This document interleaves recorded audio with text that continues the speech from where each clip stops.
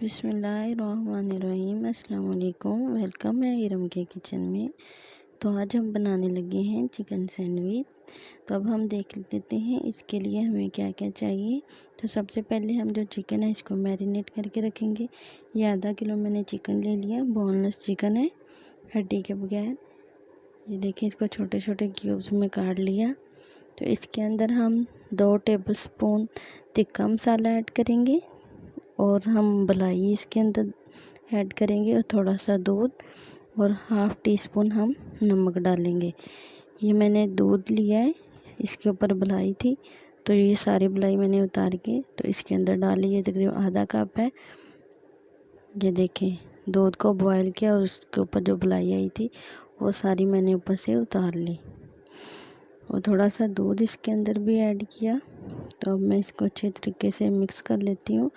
اس کو تکہ مسالہ ہم لگا کے تقریباً پوری رات رکھیں گے۔ یہ دیکھیں، اس کو میں نے اچھے طریقے سے مکس کر لیا ہے۔ تب ہم اس کو ڈھکن دے کے تو فریج میں رکھ دیں گے، پوری رات اس کو رکھیں گے، اور صبح ہم اس کو پین میں ڈال کے فرائی کریں گے۔ یہ دیکھیں، پوری رات میں نے اس کو رکھا تھا، دیکھیں کتنا اچھا ماشاءاللہ کریمی کریمی سا ہو گیا ہے۔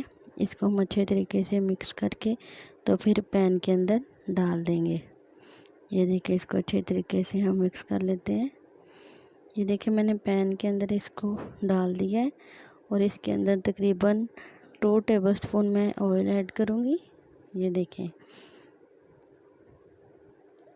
یہ میں نے ایڈ کر دیا، اور چولہے پہ میں نے اس کو رکھ دیا تھا۔ یہ دیکھیں، 10 منٹ بعد میں نے اس کو چیک کیا۔ یہ دیکھیں، یہ پانی جو دودھ ہے اس نے پانی جو چھوڑ دیا ہے۔ یہ دیکھیں ماشاءاللہ کتنا اچھا بن رہا ہے، اور اسی میں یہ گلے گا۔ ہم اس کے اندر کوئی پانی وغیرہ کچھ ایڈ نہیں کریں گے، بالکل میڈیم آنچ پہ ہم اس کو رکھیں گے، اور اسی طرح ہم اس کو پکاتے رہیں گے۔ 10 منٹ بعد ہم پھر اس کو دیکھیں گے۔ یہ دیکھیں ماشاءاللہ اچھے طریقے سے ہم نے اس کو بھون لیا۔ اس کے لیے ہم نے کیچپ لی، مایونیز، اور ہم نے بریڈ لیے۔ تو بریڈ کے جو کنارے ہیں ان کو ہم کاٹ لیں گے، چھری کی مدد سے ہم ان کو کاٹ لیں گے۔ اس طرح ہم سائڈوں سے اس کے جو کنارے ہیں ان کو کاٹ لیں گے۔ یہ دیکھیں ماشاءاللہ میں نے سارے کنارے جو تھے ان کے وہ کاٹ لیے۔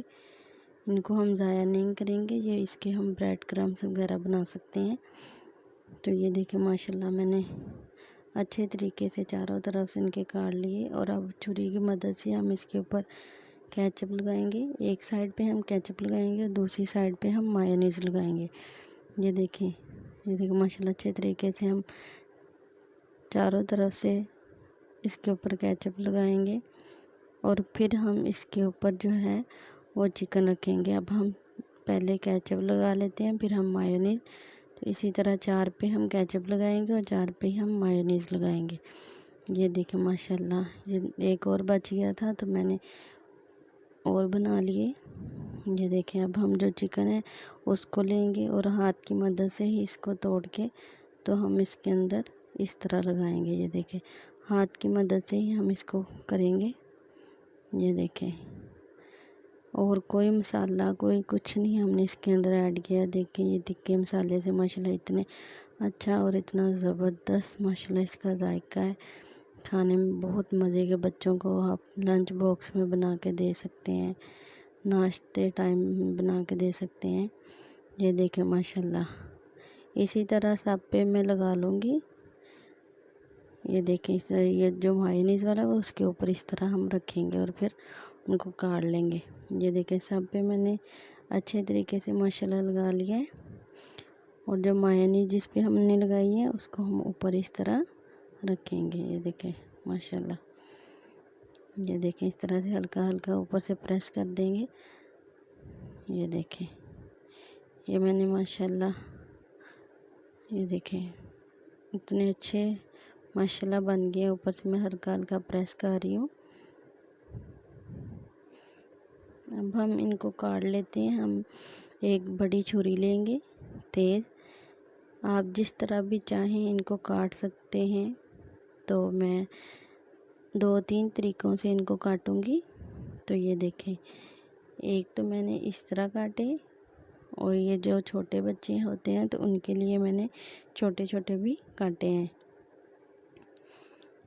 یہ دیکھیں ماشاءاللہ کتنی اچھی لک آئی اندر سے اور کتنے زبردست بنے ہیں۔